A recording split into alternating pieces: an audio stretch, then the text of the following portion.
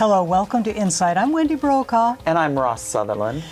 Here in the Mid-Willamette Valley, we are dealing with a large homelessness issue, multifaceted, with lots of different people trying to solve the problems, but I can't imagine how much it must be for people who are out on the streets, no place to go, and especially women who are newly out of prison, they have been incarcerated, and they have huge barriers to finding a place to live. So that's why we are talking about Shelly's House. Shelly's House is a place that has been for the last 25 years. Wow. Providing safe, affordable, drug-free housing for women offenders at risk of homelessness in Marion County. Would you please welcome Jessica Campy? She is the board chair of Shelly's House. Hi. Thank you for joining us today. Thank you for having me. And Paul Peliquin with your wonderful title, Special Projects Coordinator. Thanks for having me today. Yeah. First of all, tell us, Shelly's House, how did it get its name? Who is Shelly? Is it named for a person? Shelly is a real person. She was convicted of a homicide against a domestic abuser, and she was serving a sentence at the Department of Corrections. And so today, Shelly's House focuses on providing clean and sober housing for women in transition who have substance use disorder. Shelly herself would not have actually qualified to stay at Shelly's House because she didn't have substance use disorder. She had trauma in her history. She had domestic violence trauma in her history. But the more that we're learning about the population of women that we serve, the more we learn that many women offenders have trauma history in their backstory, much like Shelly did. And so she would have a lot in common with the women that are residents of Shelly's House today. Do you run programs there, or how do you get your population? All the residents of Shelly's House come to us from Marion County Community Corrections.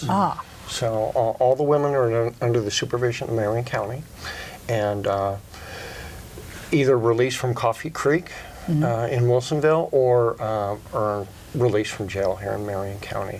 And so they are the gatekeeper for Shelly's House.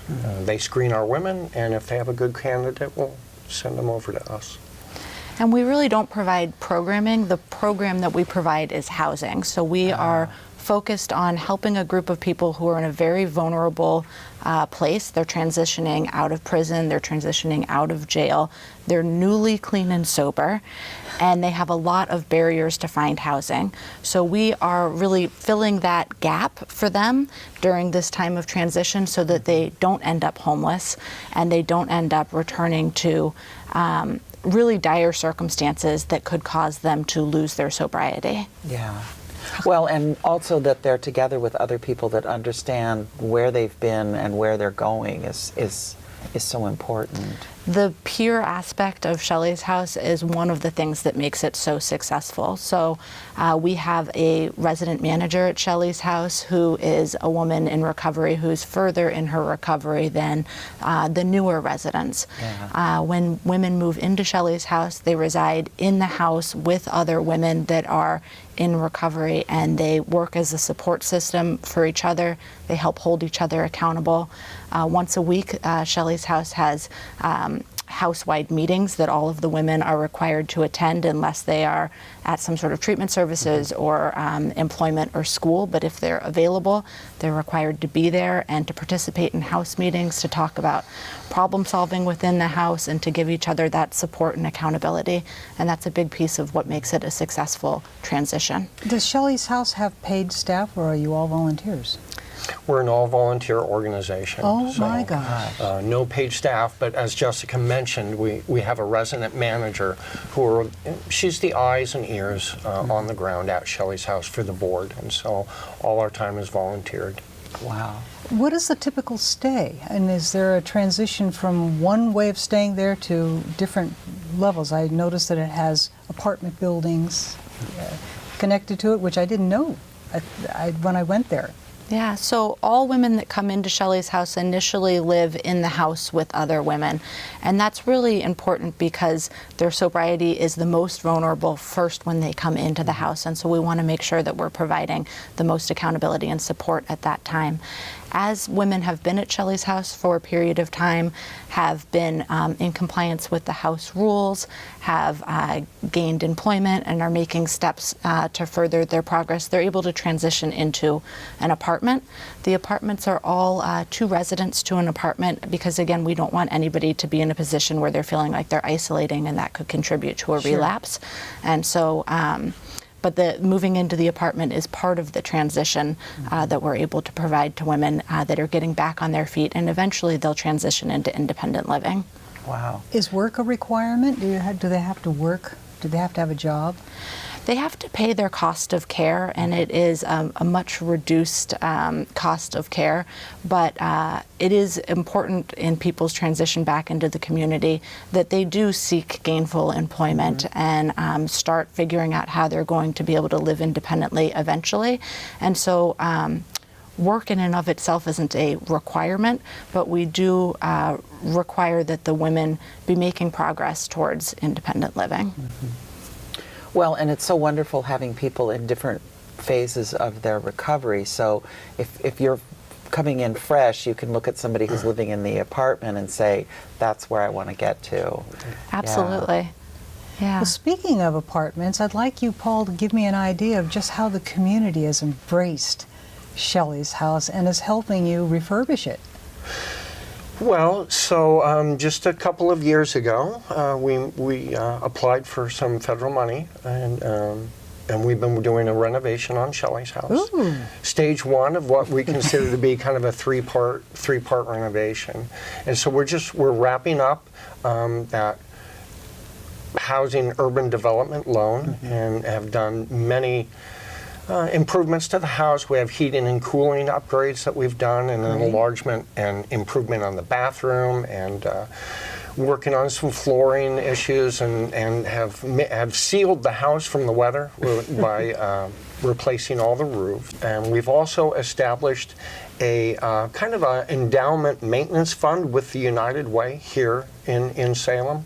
And that fund very specifically will be for future maintenance on the home, so that we're able to always maintain that home, and we're looking forward to another 25 years. I think this is a good time to take a look at what Shelly's house looks That'd like be on the wonderful. inside. Shall we go there?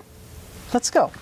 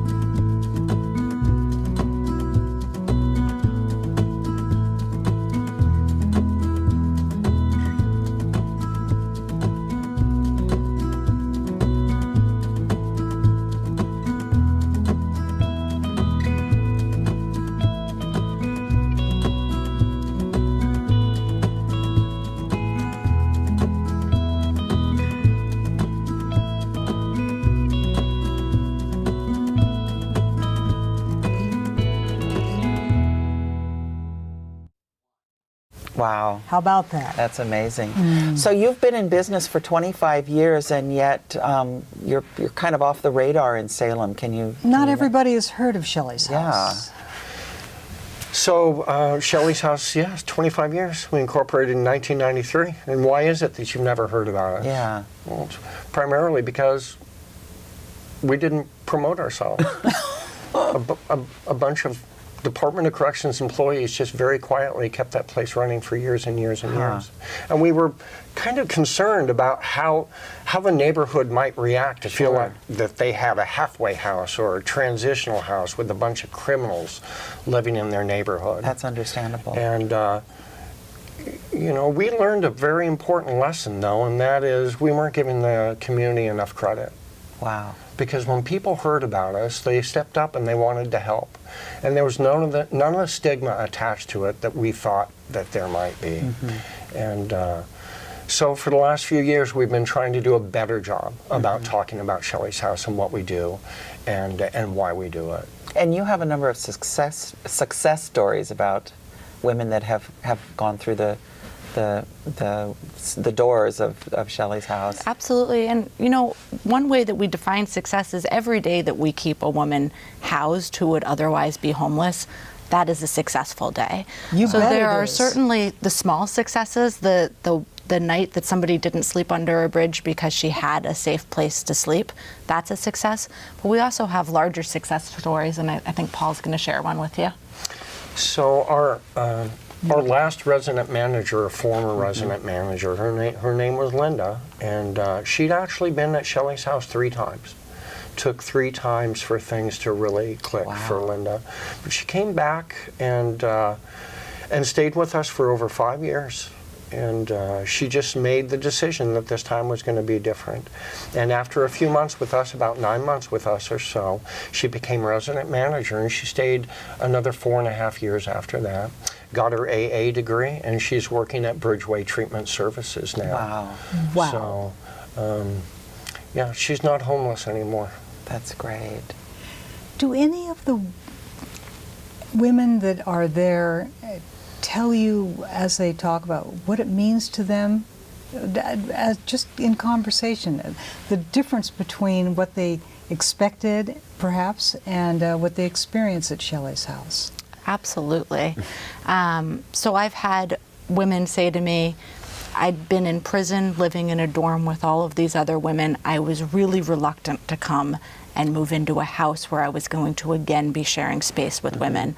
But what I found at Shelly's House was a warm and welcoming environment where people were supportive of me and they wanted to see me succeed, and it wasn't at all what I was expecting, and I'm so thankful that I'm here. We also annually do a holiday party for the women residents at Shelly's House, where we have a nice dinner and exchange some gifts. And before we exchange gifts, we sit around and talk about things that we're thankful for. And so many times we hear people say that they're thankful that Shelly's House exists, that they are thankful for their sobriety, and that they link those two things together. Wow. To me, the most amazing thing that is your success is 25 years just doing what you do. It works. It works. Yeah, and we managed to survive the Great Recession because we don't have any paid staff.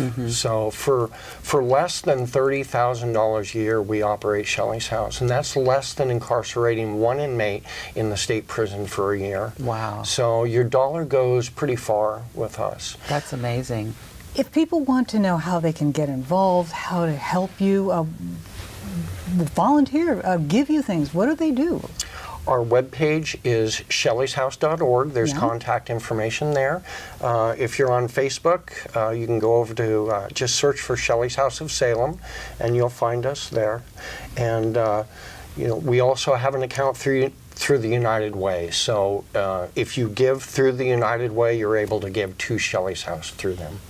Well, we're going to have you back Yeah. so that we can keep people up to date on the success with what you're doing, and we hope you will come back. Yeah. Thank you. Well, and We thank would you love for that. your work. I mean, it's amazing that Shelly's House is so successful, but to have it all done with volunteers is phenomenal. It's extraordinary, and the Yeah. people that I have met, including your current resident manager, speak to that. Wonderful. It really is a labor of love. Yeah. Well, I think we're going to leave people with that. Yeah. Well, and thank your board and thank all the volunteers there. And good luck with your campaign. Thank you. Thank you very Yeah. much. Thank you for joining us on InSight today. I'm Wendy Brokaw. And I'm Ross Sutherland. We'll see you again.